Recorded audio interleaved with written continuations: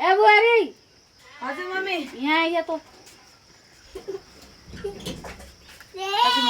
साँझ परिसक्यो सेवी टिपेर लिएर आइज झाल नछिदालिस् नि फेरि ए ल ल जाने हो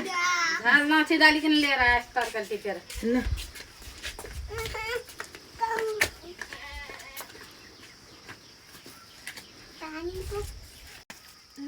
आमाले झाल नछिदालिस् भन्नुहुन्थ्यो फेरि पाती टुटु अहिले पात देखेको आमाले फेरि कति गाली गर्नु नि यता लुकाउनु पर्छ अब आमाले देख्दैन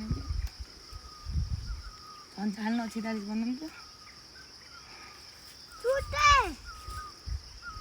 कति सेवी टिपिस चार मुठी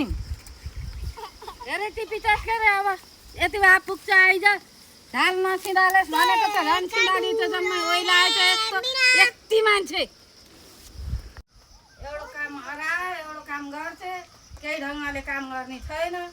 ढङ्गै छैन हाम्री बुहारीको त काम गर्ने